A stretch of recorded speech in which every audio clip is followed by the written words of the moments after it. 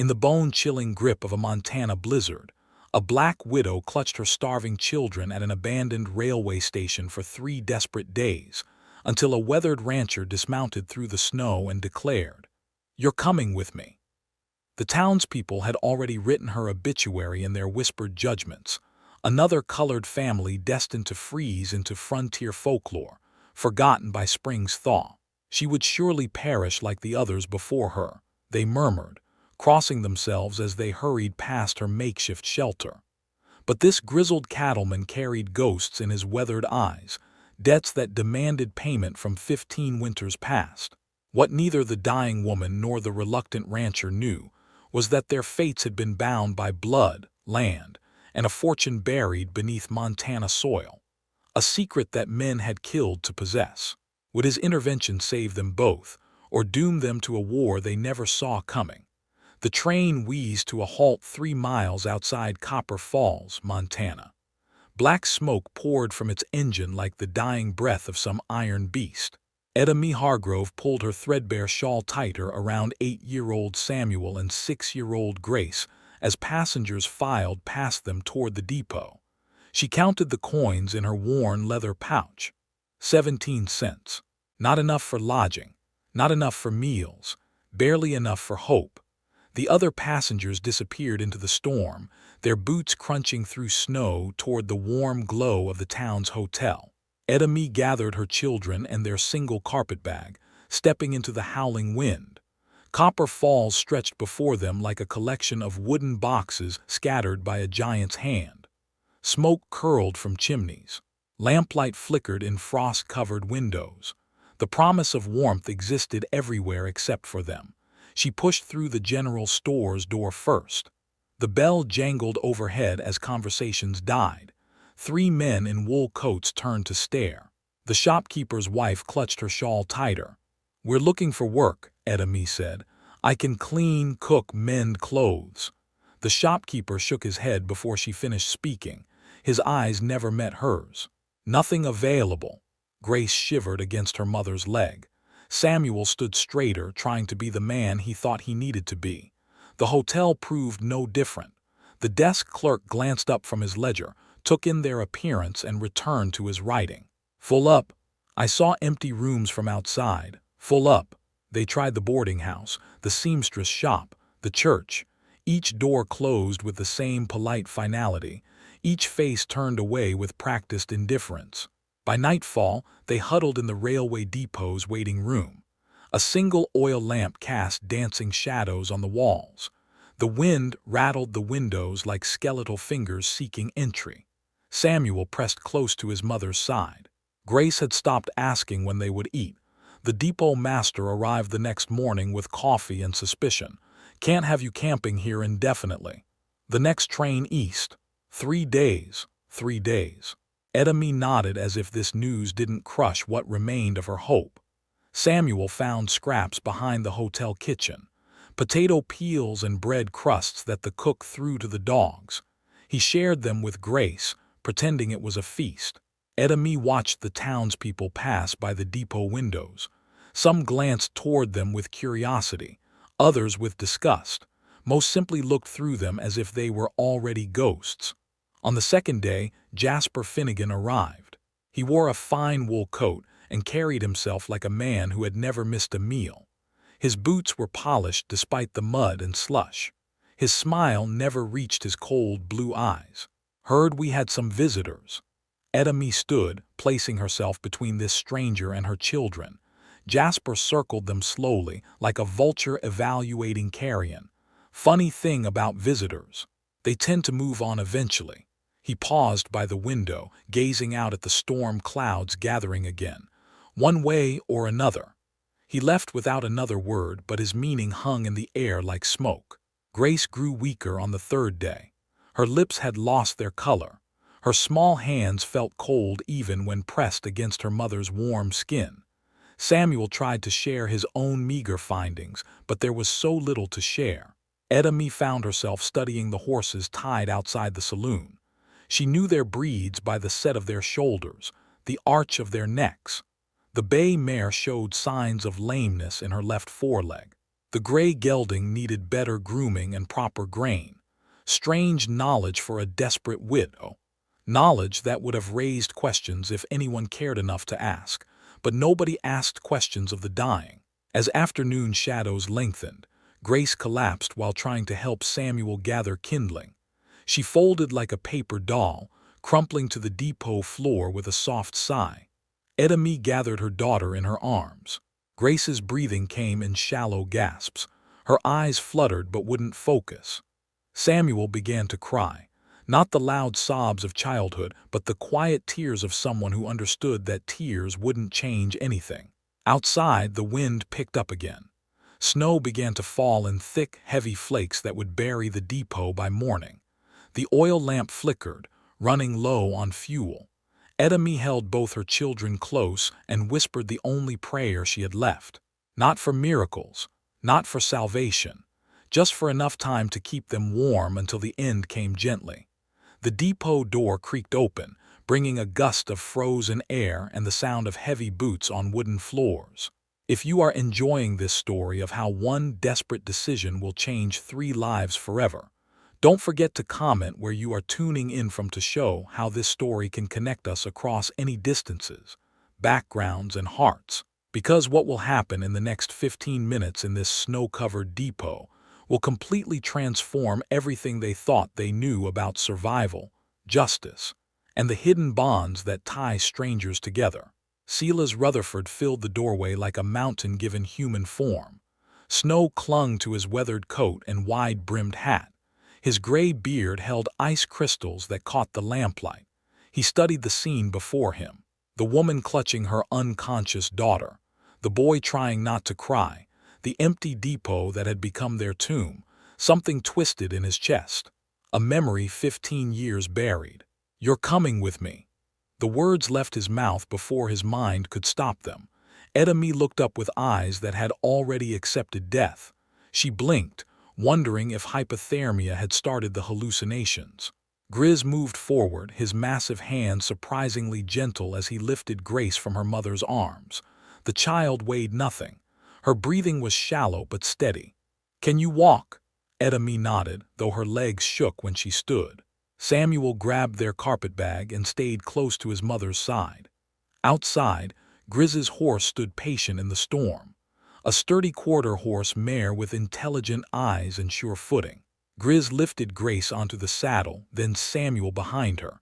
"Hold your sister." The boy wrapped his arms around Grace protectively.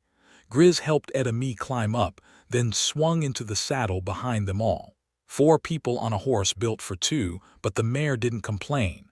They rode through streets empty of witnesses, past windows glowing with warmth that had been denied to them, past the hotel that claimed to be full, past the church that had turned them away. The ride took 20 minutes through countryside buried in white. Grizz's ranch sprawled across a valley protected by pine-covered hills. The main house sat solid and welcoming, smoke rising from its chimney. A stable hand emerged to take the horse. Grizz carried Grace inside while Edamie and Samuel followed on unsteady legs. The house smelled of coffee and wood smoke and something Edamie had almost forgotten: safety. Grizz's housekeeper, Mrs. Chen, took one look at the children and sprang into action. She had warm milk ready in minutes, thick blankets, a fire crackling in the hearth. Grace's eyes fluttered open as warmth returned to her small body. She smiled when she saw Samuel eating bread with real butter. Edamie watched her children come back to life and felt her own heart restart. "Thank you," she whispered. Grizz waved off her gratitude like shooing away a fly. "Got rooms upstairs. Food's ready when you are." But Edamie couldn't sit still.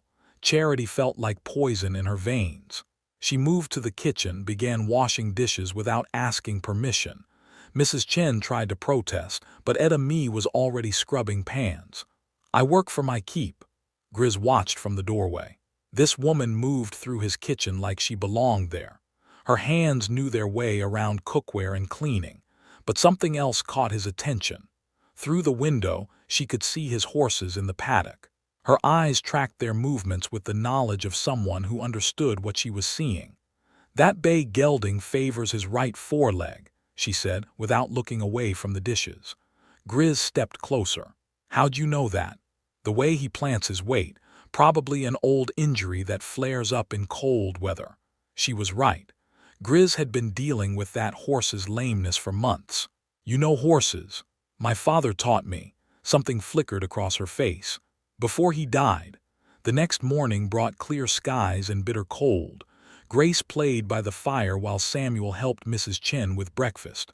Edamie stood in the paddock with the bay gelding, running her hands along his legs with practiced skill.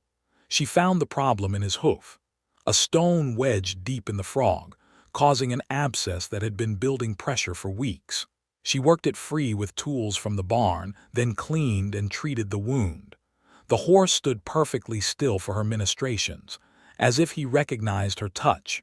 Grizz watched from the fence rail. This woman moved like the cowboys he'd known. Her hands were gentle but confident. Her voice carried the low, soothing tones that horses trusted. She reminded him of someone. Where'd you learn to work horses like that? Edamie's hands stilled for a moment. Texas. Before I married, my father was a cowboy. Something cold ran down Grizz's spine. What was his name? Ezekiel. Ezekiel Hargrove. The world tilted. Grizz gripped the fence rail as 15 years collapsed into a single moment. The blizzard of 1872. The black cowboy who'd found him half frozen in a ditch. The man who'd saved his life and helped him build this ranch. The man who'd spoken often of his daughter back east. The daughter he was educating. The daughter he'd wanted to give a better life than the frontier could offer. Zeke Hargrove was your father. Edamie nodded, confused by the sudden intensity in his voice. Grizz's legs nearly gave out. He'd been carrying a debt to a dead man for 15 years. And now that debt had walked into his life in the form of a starving widow and her children. But it was more than debt. Much more. Inside his house, locked in a strongbox behind his desk, lay documents that would change everything. Papers that Ezekiel had entrusted to him before riding out on his final cattle drive. Papers that made Edamie Hargrove one of the richest women in Montana territory. Grizz disappeared into his study without explanation. Edamie heard the scrape of heavy furniture being moved, the click of metal on metal, the creak of a strongbox opening for the first time in years. He returned carrying a leather portfolio tied with string. His hands shook as he set it on the kitchen table. Sit down. Edamie dried her hands on her apron. Something in his voice made her stomach tighten. Samuel and Grace looked up from their breakfast, sensing the shift in the room's atmosphere. Grizz untied the string with reverent care. Inside lay documents yellowed with age, maps, survey reports, official seals that caught the morning light. Your father saved my life in 1872. His voice carried the weight of old grief. Found me half dead in a snowbank 20 miles north of here. Brought me to his camp, nursed me back to health. Edamie's breath caught. Her father had never mentioned saving anyone, but then he'd rarely spoken of his adventures. Always said the past was for learning, not for boasting. We became partners after that, built this ranch together, ran cattle from here to Denver. Grizz pulled out a faded photograph. 2 men standing beside a corral. One white, one black, both grinning like they owned the world. Edamie touched the image of her father's face. He looked younger than she remembered. Happier. He talked about you all the time, his brilliant daughter back east, getting an education, learning to read and write better than most men. Grizz's eyes grew distant, said he was building something for you, something that would give you choices. The first document made Edamie's hands tremble, a land deed bearing her father's signature and her own name, 2,000 acres of prime Montana territory grazing land. He bought this before he died, put it in your name, said someday you'd need a place to come home to. The second document stopped her heart, a mineral rights agreement signed by the territorial governor. Her father's land sat atop one of the largest copper deposits ever surveyed in Montana. He knew about the copper, suspected, had a prospector friend who did some quiet testing. Your father was smarter than most gave him credit for. Edemy stared at papers that transformed her from desperate widow to wealthy landowner in the space of a heartbeat. Samuel and Grace pressed close, sensing something momentous without understanding what. "Why didn't you tell me yesterday?" "Had to be sure you were really his daughter. Had to see if you inherited his way with horses. His backbone." Grizz managed a smile. "You did." But the weight of revelation brought new fears. Edemy looked out the window toward town, where Jasper Finnegan and men like him waited. People have been trying to claim this land. For years, Jasper's been sniffing around since your father died, filing false claims, bribing officials, claiming abandoned property rights. The pieces clicked into place. Jasper's predatory circling at the depot, his casual cruelty, his confidence that she would disappear one way or another. He knows about the copper, suspects, has friends in the territorial office who talk too much over whiskey. Edemy's mind raced through implications. She owned valuable land, but proving that ownership meant exposing herself to greater danger. Men had killed for less than copper rights in Montana territory. What happens now? Grizz stood and moved to his gun cabinet. Not to threaten, but to check that his weapons were clean and loaded. Old habits from harder times. Now we fight. Legal-like if possible. Your father left everything proper and legal. Witnesses, seals, survey marks. But legal doesn't always matter when there's real money involved. Samuel looked up from his eggs. "Are we rich, Mama?" Edemy smoothed his hair, wishing the answer were simple. "We have something valuable, baby. But having something and keeping it are different things." Grace climbed into her mother's lap, unconcerned with adult complications. She was warm and fed and safe. Everything else seemed manageable from her 6-year-old perspective. But Edemy understood the target now painted on their backs. Yesterday she'd been a dying woman with nothing to lose. Today she was a wealthy landowner with everything at stake. "Jasper won't give up easy," Grizz continued. "He's got connections in territorial government, friends who owe him favors, money to throw around. Then we make sure the law works the way it's supposed to." "You sound like your father." Edemy studied the documents again. Her father's careful handwriting, his signature bold and confident. He'd built this future for her when she was still a child playing with dolls. "He taught me more than horses, Mr. Rutherford. He taught me that running away doesn't solve problems. It just gives them room to grow." Grizz nodded with approval. "Zeke always said you had his stubborn streak." Outside, the sound of approaching horses interrupted their planning. Multiple riders moving fast across frozen ground. Grizz moved to the window, his hand instinctively moving toward his sidearm. Jasper Finnegan led a group of 6 men toward the house, all well armed, all wearing the expressions of men accustomed to getting their way through intimidation. "Seems word travels fast in small towns," Grizz muttered. Edemy stood, smoothing her dress and squaring her shoulders. The frightened widow who'd nearly died in the depot was gone. In her place stood Ezekiel Hargrove's daughter.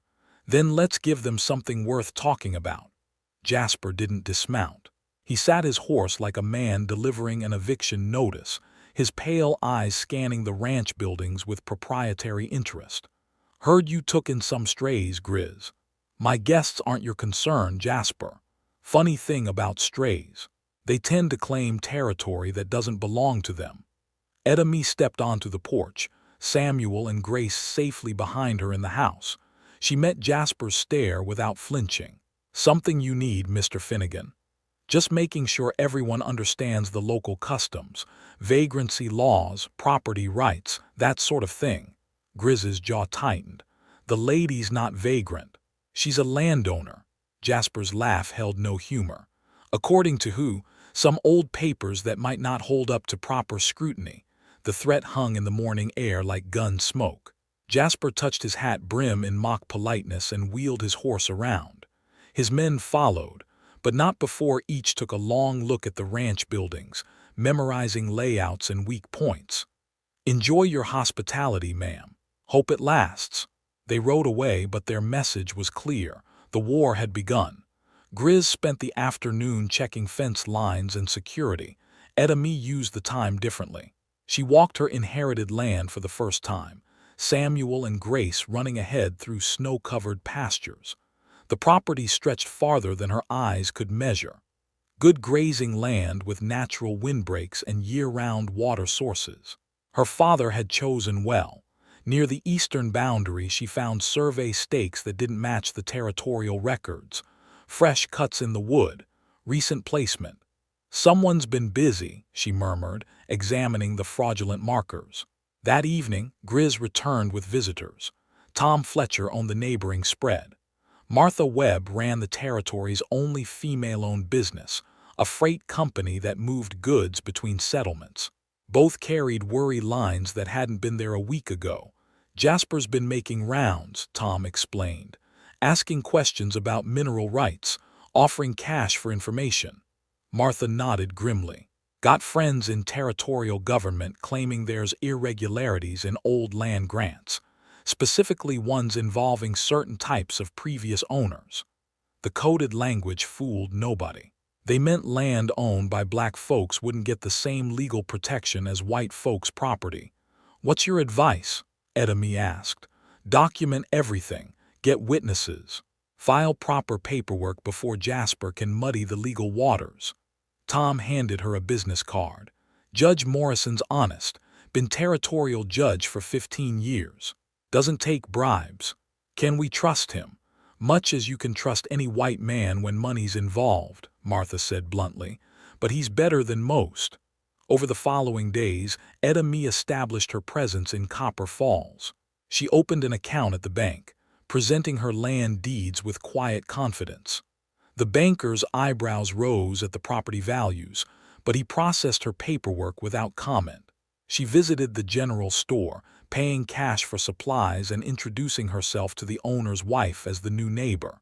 Her manners were impeccable, her education obvious, her children polite and well-behaved. Word spread quickly in a town of 300 souls. The desperate widow from the depot had transformed into a woman of substance and property. Not everyone approved of the transformation. Uppity, she heard whispered behind her back, getting ideas above her station. Won't last long out here. But other voices began to emerge. Mrs. Patterson, the schoolteacher, mentioned needing help with the younger children. Edemy volunteered immediately, bringing Samuel and Grace with her. She worked with students who struggled with reading, regardless of their family's economic status or background. The Miller boy, whose father couldn't afford proper schooling. The Thompson twins, whose mother had died in childbirth. Even young Billy Kowalski, whose Polish immigrant parents spoke little English. Her patience was endless, her teaching methods effective. Within 2 weeks, children who'd been failing began to flourish. Parents took notice. Grateful families began nodding respectfully when she passed on the street. A few even tipped their hats. She's good with the children, Mrs. Patterson told anyone who would listen. Smart as a whip, educated back east somewhere. The tide of public opinion began its slow shift. Evenings at the ranch became strategy sessions. Grizz had friends throughout the territory who owed him favors. Men who'd survived hard winters and harder times with his help. Cowboys and ranchers who respected honest work over political connections. They brought information. Jasper was indeed working with territorial officials to challenge Edemy's inheritance. False claims about document authenticity. Questions about her father's legal standing when he purchased the property. Bureaucratic weapons designed to tie up the courts for years. Time's on his side, Grizz explained. Long as the land's tied up in legal disputes, he can work his connections, get the right palms greased, the right judges appointed. Then we don't let it drag out. Edemy had been studying territorial law in Grizz's collection of legal books. Her Eastern education included enough legal principles to understand the system's mechanics. Judge Morrison's planning a circuit through Copper Falls next month. We request a formal hearing, present all evidence at once, force a quick decision. Risky. If we lose, there's no appeal. If we wait, we lose anyway. Jasper's got time and money. We've got the law and the truth. Samuel looked up from his schoolwork. What if the truth isn't enough? The question hung in the air like smoke from a dying fire. Everyone in the room knew that truth and justice didn't always align in Montana territory, especially when copper deposits were involved. "Then we make it enough," Edemy said simply. The surveyor arrived on a Tuesday morning, riding a government horse and carrying official credentials. He claimed routine boundary verification, but his eyes held the calculating gleam of a man mapping treasure. Edemy watched from her kitchen window as he paced her property lines with measuring chains and compass. His assistant drove stakes into ground that had already been properly marked years ago. "Third survey this month," Grizz observed, joining her at the window. "Government's suddenly very interested in accurate measurements." The surveyor spent extra time near the creek bed where mineral samples had been taken. He collected soil specimens in small glass vials, labeling each with careful notation. That evening, Jasper visited the surveyor's camp. They spoke for over an hour by lamplight, examining maps and pointing toward Edemy's property. Money changed hands in the flickering shadows. "He's building a case," Martha Webb warned during her next visit. "Claims your father's original survey was flawed, property lines drawn incorrectly, mineral rights extending beyond legal boundaries." The legal trap was taking shape. Even if Edemy won her inheritance case, Jasper could claim the most valuable portions of her land through surveying technicalities and bureaucratic manipulation. But Edemy had been busy with her own investigation. Late at night, while her children slept and Grizz stood watch, she studied every document her father had left. His meticulous record-keeping revealed a man who understood exactly what he was building. Hidden among property deeds and business correspondence, she found her father's insurance policy, copies of every survey, witness statements from the original boundary marking, geological reports from 3 different prospectors, all confirming the same massive copper deposit. Most importantly, she found letters, communications between her father and territorial officials from 15 years ago. Men still alive, men still in positions of authority, men who could testify that every aspect of Ezekiel Hargrove's land purchase had been legal, proper, and thoroughly documented. "He knew this day would come," she whispered, spreading the letters across Grizz's dining table. "He prepared for a fight I didn't even know existed." One letter changed everything. A communication from the territorial governor's office, acknowledging Ezekiel's mineral rights and guaranteeing governmental protection for his legal heirs. The signature belonged to Marcus Chen, current territorial administrator and the governor's right-hand man, the same official who'd been quietly questioning the validity of her inheritance. Chen had forgotten his own signature, his own guarantee, his own legal promise to protect Ezekiel Hargrove's legacy. "Got him," Grizz breathed, reading over her shoulder. But victory brought new dangers. The next morning, Samuel's horse came back riderless from his regular ride to town. The boy was found 2 hours later, tied to a tree a mile from the main road, unharmed but terrified. "Man said to tell you that accidents happen to children who wander too far from home," Samuel reported, trying to be brave but unable to stop shaking. Grace refused to leave the house after that. She clung to her mother's skirts and jumped at sudden noises. The carefree child who'd played in the snow had been replaced by a frightened little girl who understood that bad men wanted to hurt her family. Jasper's desperation was showing. Legal maneuvers had failed to intimidate Edemy. Public opinion was shifting in her favor. The upcoming hearing represented his last chance to claim her inheritance through quasi-legal means. So he'd escalated to threats against children. "Time to end this," Grizz stated, loading his rifle with grim determination. "No," Edemy's voice carried absolute authority. "We end this the right way, in court, with law and evidence and truth.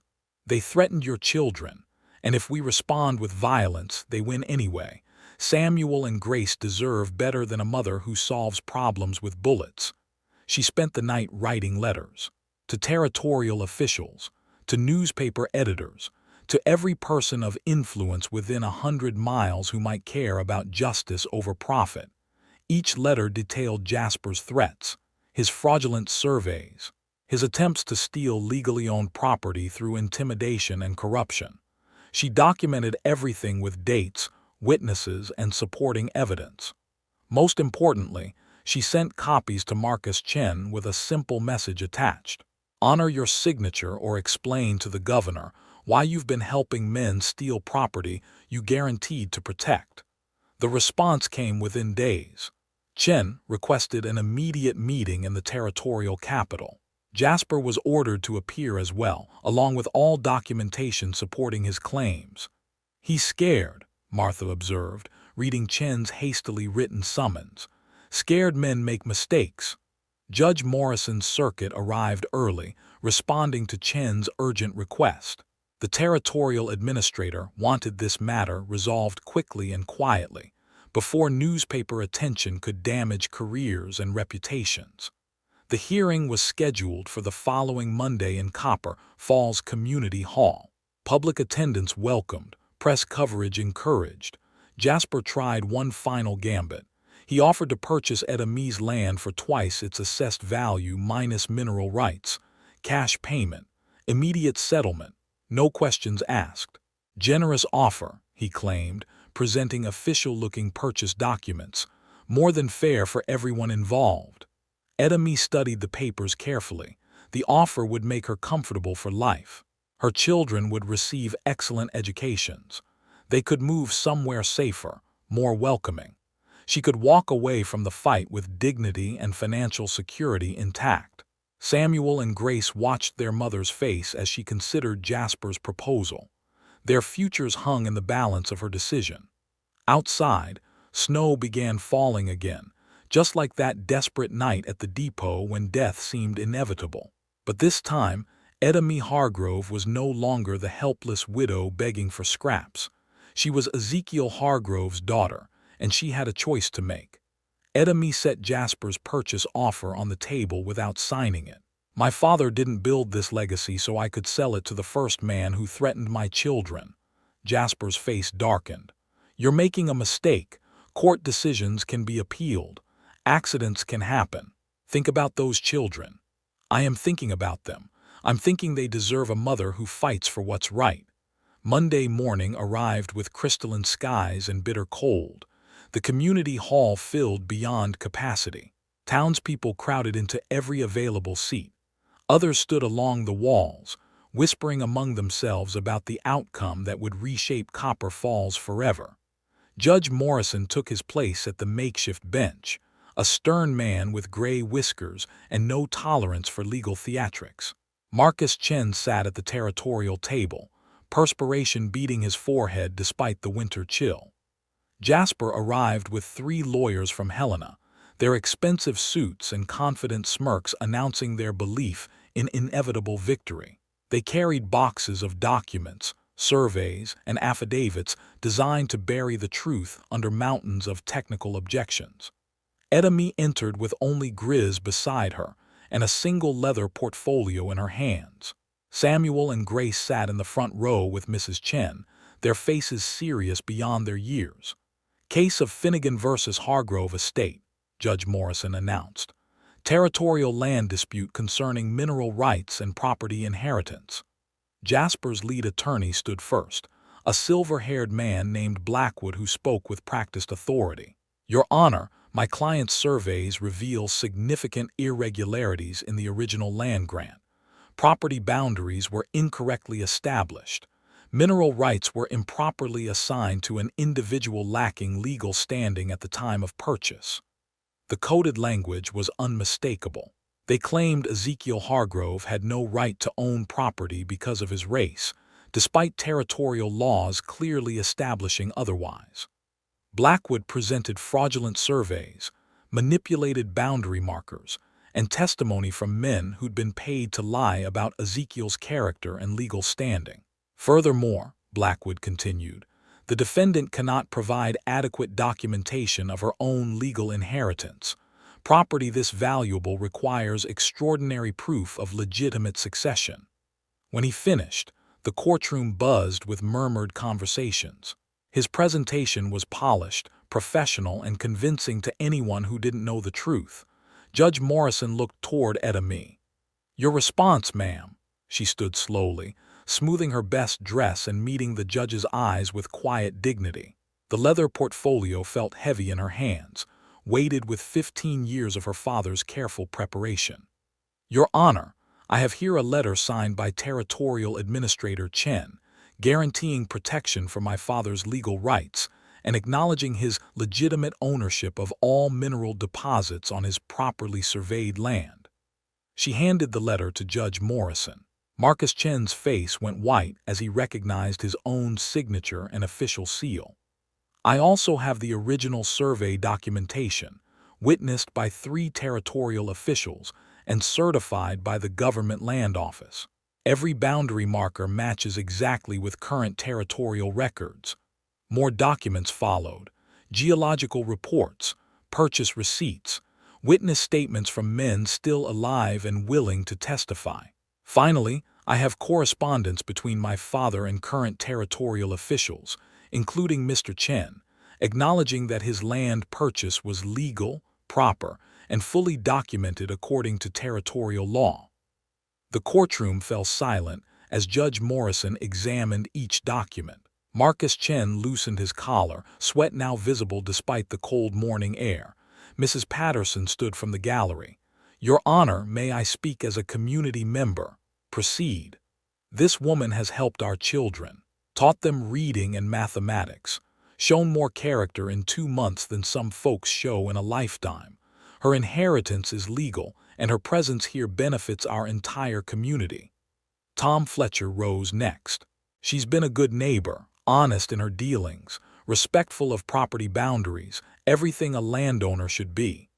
One by one, townspeople stood to offer testimony: the schoolchildren she'd helped, parents whose families she'd assisted, business owners who'd found her honest and reliable. Even some who'd initially opposed her spoke in her favor, swayed by her actions and character over the previous weeks. Judge Morrison called for order, then fixed his stern gaze on Marcus Chen. "Administrator Chen, do you recognize your signature on this territorial guarantee?" Chen squirmed in his chair. "Yes, Your Honor." "And do you stand by the legal commitments made in this document?" A long pause. The entire courtroom held its breath. "Yes, Your Honor. The territorial government honors its legal obligations." Judge Morrison's gavel echoed through the silent hall. "This court finds in favor of Mrs. Hargrove. Her inheritance is legal, proper, and fully protected under territorial law. All mineral rights, property boundaries, and land ownership privileges are hereby confirmed and enforced." Jasper's face turned purple with rage, but his lawyers restrained him from any outburst that might result in contempt charges. Outside the courthouse, Etta Mee was surrounded by well-wishers and congratulations. Samuel and Grace pressed close to their mother, finally understanding that they were safe. Grizz approached with a smile broader than Montana sky. "Your father would be proud. He gave me everything I needed to fight. I just had to be brave enough to use it." 1 year later, the railway depot where Etta Mee had nearly died housed a thriving freight office. Her copper mine employed half the men in Copper Falls, paying fair wages regardless of background or color. A new family had arrived on the morning train, a Mexican woman with 2 small children and nowhere to go.